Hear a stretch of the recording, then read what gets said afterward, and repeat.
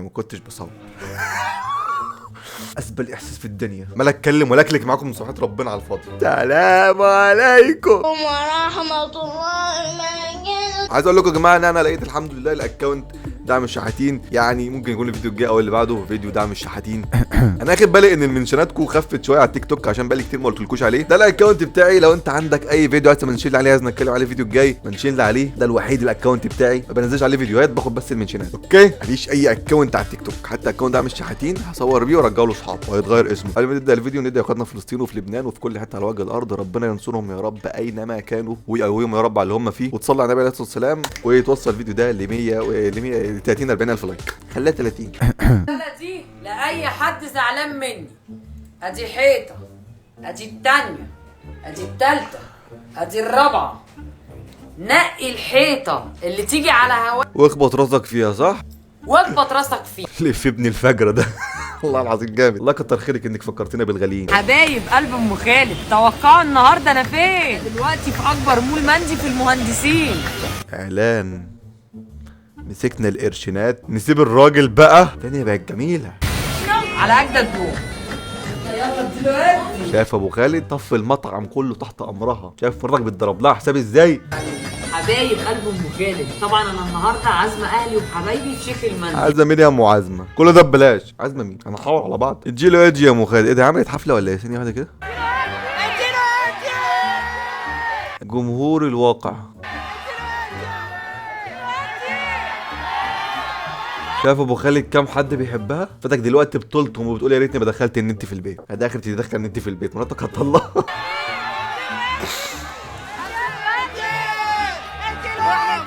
قاعده في حفله وطالعه على الاستديو واديله ادي. اديله ادي. مش عارف هي دي حفله مين ولا هي فعلا كانت عامله حفله.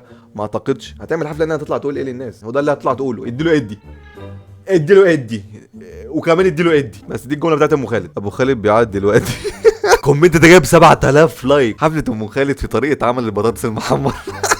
تخيل تعمل حفله وتجيب بوتاجاز كده وتطلع عليه وتقعد تحمر والناس تقعد تكلمك. يا لهوي، تبقى اول حفله فريده من نوعها بجد بالمنظر ده. في كومنت هنا بقى في الجون، كل دول بيكونوا قاعدين فوق البوتاجاز. ده عدد صغير جدا من اللي بيشوفوها من حته شاشه قد كده اهو فوق شعله البوتاجاز. كلنا بنكون قاعدين فوق. ابو خالد اعذريني في يوم حفلتك ما قدرتش افرح زيه.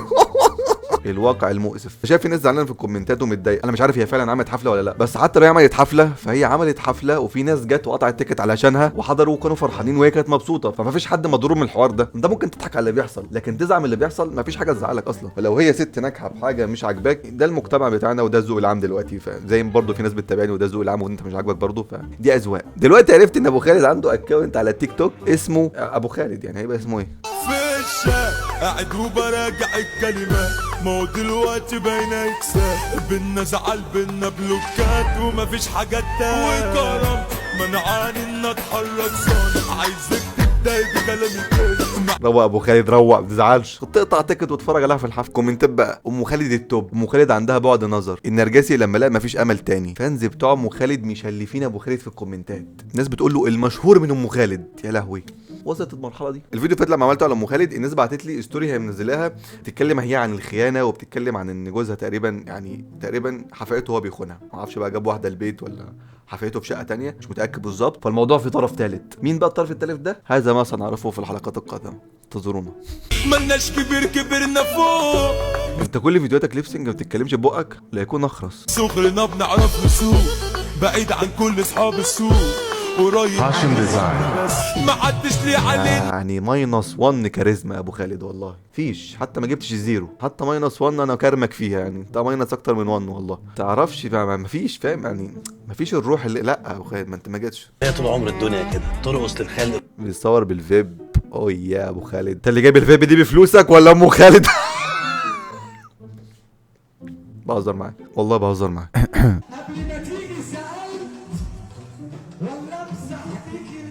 انا فكرته مخيش يا ابن الحرام. ايه ده؟ طب هو دخلها ازاي طيب؟ ولا لا هو ما دخلهاش. هم بنوا العماره والعربيه واقفه. حتى لو في نقل شايلها كده ونقلها حطها في نفس المكان عمره ما يدخلها كده. السلام عليكم. ايام طبعا كلكم عارفيني. بس ميس سلامتنا، لا بس سلامتني. ممكن يا شباب نوقف منشنات في الفيديوهات المتنيه دي؟ بجد اكتر محتوى بكرهه وبجد وبشخصنه مع المحتوى ده. بتدوروا على صوري قبل الحجاب ليه؟ بجد ليه؟ عايز اعرف. مش عارف، ما موجوده من غير الحجاب عادي. انا شايف شعرك اهو حضرتك، يعني مش بستشيخ عليك والله، بس الحجاب عشان نخبي الشعر، مش يعني شعرك انا شايفه بقى كده مفيش حجاب. انتوا اصلا عرفتوني محجبه، انا مش فاهمه انا ليه. انا مش فاهم، انا مش ليه انا مش محجب. تخيل مثلا الكاب ده طرحه، الشعر ده طالع منها، ده شعري، ده شعر، ده مش جزء من الطرحه، فاهمه؟ فبالتالي انا كده الناس شايفه شعري باين، يبقى انا ما داريتش العوره، صح؟ تهيألي كده صح يعني. ايه السيرش بار عندي فرح قبل الحجاب. انا شفت وسمعت كتير عني، بس ده غريب، مش هتلاقوا.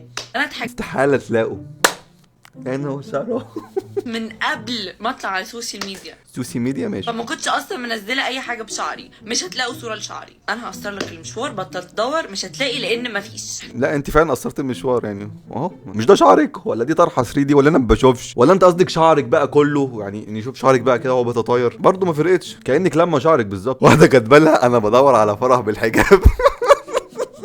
كومنت في الجون، انت حاليا فرح قبل الحجاب. ما الناس بتفهم اهي. الكومنت ده جايب 53,000 لايك من ناس واعيه، الحمد لله. تخيل الكومنت جايب 53,000 لايك والفيديو نفسه جايب 154,000 لايك، يعني الكومنت جايب ربع اللايكات الفيديو. واو، لا في تاثير جامد من الكومنتات. فانا اللي استاهل يا جماعه، انا اللي استاهل. فادي. ليه؟ انا اللي استاهل.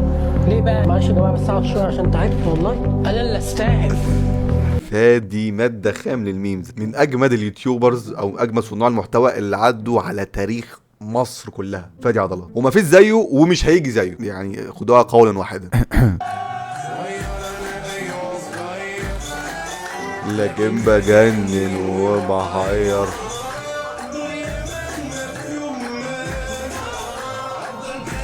هو انتي بتغسلها رجليها، مش هقول لك ليه، عادي اغسلها رجليها، لكن دي مش ميه غسيل رجلين، دي ميه شخاخ، دي ميه حد صير، حد طرطر. ايه ده؟ ميه سودا، مين طرطر في الميه؟ دي ميه ايه دي يا ام عمر؟ دي ميه غسيل كاوتشات عربيات، حاجه شويه كده يعني. مش عارف هي كانت ماشيه فين او كانت بتعمل ايه، ممكن هي بتغسلها سنويا يعني كل سنه مره، مش بتريق والله، بس يعني الميه هيبقى لونها كده ليه اصلا مش عارف.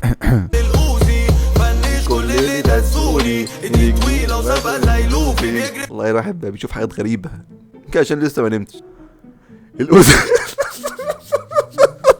يعني اداري كده واعدي، لكن في حاجات غريبه قوي. يعني ايه اوزي؟ حد يفهمني خلاص. مش شرط تفهم يعني ايه اوزي. اوزي ده سلاح في بابجي يا جماعه، والله العظيم ما بهزر بجد. الاوزي ده سلاح في بابجي صغنن كده يعني، بيضرب 25 طلقه. معرفش هو لسه موجود ولا لا. اوكي. In Fayoum, we don't say how are you, we say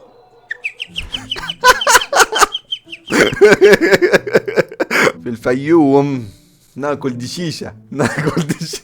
مع احترامي كل اهل الفيوم، ده هزار يعني. برضه لو حد بيهزر على اهل دمياط عادي، انا اهل دمياط عادي. ملاك، اول كوميشن خدتيه كان كام وعملتي بيه ايه؟ اول كوميشن خدته كان 20,000، جبت بيهم كلهم لبس. كلهم؟ هدير، اول كوميشن خدتيه كام وعملتي بيه ايه؟ 30. ايه الكوميشن ده؟ يعني ايه كوميشن؟ لا استنى كده افهم يعني ايه كوميشن. اوكي يا جماعه، كوميشن يعني عموله يعني، ما تقولوا خدت عموله. ملاك، اول كوميشن خدتيه كام وعملتي بيه ايه؟ 50 وجبت بيه ايفون 50,000 وجابت بقى ايفون 15. اوكي. كوميشن ده كوميشن على ايه يعني؟ بيبيعوا اثار، اعضاء، سلاح وكده، ولا ده ايه؟ ده بيبيعوا ايه؟ ايه الكوميشن اللي 50,000 جنيه ده؟ سمع، اول كوميشن خدتيه كام وعملتي بيه ايه؟ 30,000. عملتي ده اكيد بعت قرانيه حد يعني حد بيبيع حاجه لحد، اخد 30,000 كده انا في النص كده هلهوله 30,000 جنيه وامشي. يبقى البيعه بقى كلها بكام؟ اكيد قرانيه، كاليه، قلب كده، حاجات اعضاء. يوم الساحل. راحت بيهم الساحل، راحت ب 30,000 جنيه الساحل. 300 جنيه يقلبوا الدنيا في راس البر. اول كوميشن خدته كام وعملت بيه ايه؟ كان 200,000. عملت بيه 200,000 جنيه ليه يا كريم؟ ان شاء الله بعت ابو الهول. اشتغل معاكم طيب، اشتغل معاكم كوميشن، والله ما بهزر لا بجد. لو في حد من كريم او من اي حد من اللي خد الكوميشنات الكتيره دي، شوفوا انتوا بتبيعوا ايه واي بضاعه انتوا بتشتغلوا فيها وانا هسوقها لكم. يوم ايه بقى؟ جابوهم عربيه. لا ده جدع كريم. واحده بتقول لك رحت الساحل والتانيه جابت ب 20,000 جنيه هدوم. محمود، اول كوميشن خدته كام وعملت بيه ايه؟ كان تقريبا 5,000. 5000. ايوه كده يا محمود. ده اكيد باع شقه طعميه اكيد. تحيا مصر يا محمود، والله راجل محترم. عملت بيهم ايه بقى؟ مش فاكر. طبعا مش فاكر، تلاقي جبت بومبا كلبان ولا حاجه. اول كوميشن خدته كام وعملت بيه ايه؟ اول كوميشن كان 25,000 وسافرت بيهم. وسافر بيهم. اكيد سافرت بيهم تعمل صفقه تانية وتيجي بقى بصفقه اعلى، صح؟ انا مش عارف ايه المكتب اللي فيه كميه كوميشنات تقريبا عدت النص مليار، حاجه شبه كده. العيال عملوا فلوس ما شاء الله، الله اكبر، ربنا يزيدكم. بس يعني ممكن تفهموني انتوا بتشتغلوا في الكوميشنات بتبيعوا ايه وبتشتروا ايه؟ افهم بس مش اكتر، ربنا يزيدكم والله. يعني مش بقول بس يعني افهم بس ايه ده. اليوتيوب مش جايب همه على كده. انا بقول انا مخرب الدنيا ودنيا جميله، ده انا غلبان. جاهز؟ خلاص بقى. لا رحنا بقى خبان، قعدنا معاهم يعني اتبسطنا قوي. انبسطنا قوي قوي. شكلي مقرف صح؟ مقزز. اقفل بقك وانت بتاكل وما تتكلمش وانت بتاكل. اتفضل. حاضر. بس انا ما عملتش كده قبل كده خالص. انا بقفل بقي وانا باكل عامه. الحاجه الوحيده المقرفه اللي ممكن اعملها وانا باكل ان انا ازرط، وده ما بعرفش امسك نفسي خالص فيه. حقيقي بجد. ممكن تفكرني بستظرف لكن يعني تعالى اقعد معايا وانا باكل لو راجل. انا مش ممنوعه من ظهوري على الميديا. انا نفسيتي تعبانه.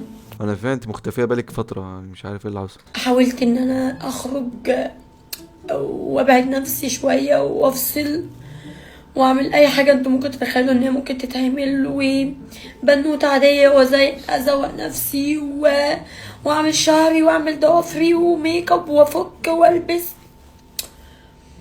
المظاهر دي ما خلتنيش انا اتخدع حتى في نفسي. الشخصيه اللي انتوا شايفينها قدامكم دي، بس انا كل يوم من العياط عيني في لينتز. هو اللينتز ساعات بيخليني تبقى حمرا. وش عامل ازاي.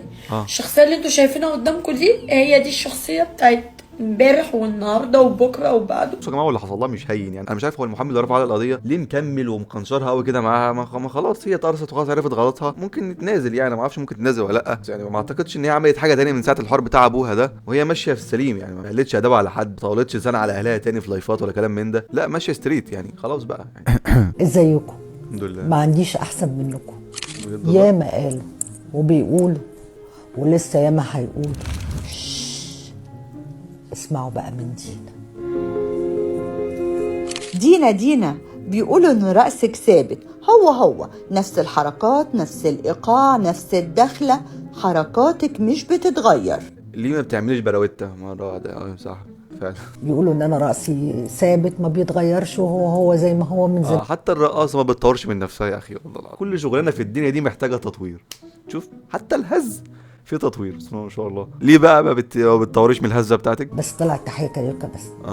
لانها بدعت خطوات وبقت ليها مدرسة ثابتة بترقص بيها لحد ما بطلت رقص. ده علم. وسامية جمال كده برضو. الرقص ده مش مجرد هز، لا ده علم، عشان بدعت خطوات جديدة فاتشهرت تحية كاريوكا. انا مثلا ممكن ادي خطوة لواحدة وابص عليها الاقيها مش شبهي، مش شبه ما انا قلت لها، شبهها هي، شكلها هي بالظبط. بالظبط، لان مش كل البنات نفس العود. في بنت عودها يبقى كيرف على فكره يا دينا، وفي بنت عودها يبقى فلات فشخ فما تنفعش ترقص. بالظبط عندك حق.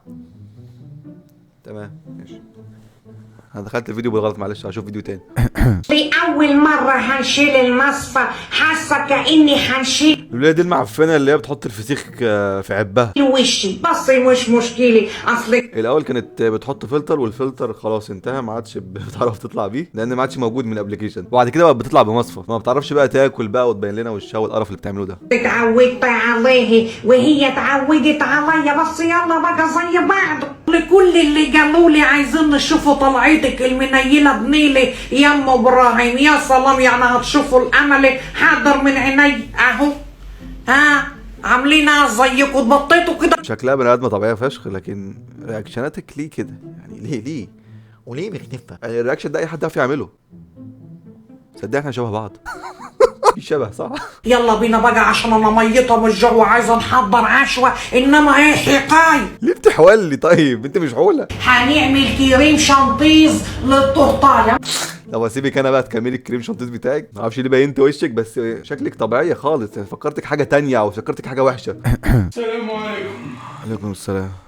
إن الجنة تحت أقدام الأمهات. إن الجنة تحت أقدام الأمهات. دي والدتك صح؟ يعني مش هقول لك انت اكلتي ايه، انت يعني صرفت عليه ازاي اصلا؟ منين؟ بسم الله ما شاء الله.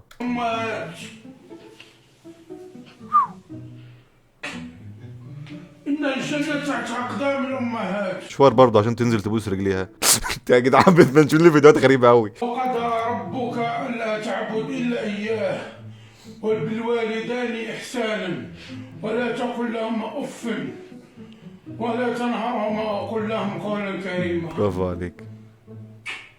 حاجة انت خايفة؟ هو مهددك طيب بحاجة؟ قال لك والله هقعد عليكي لو ما صورتيش الفيديو ده، يعني في حاجة غريبة في الفيديو مش فاهمها.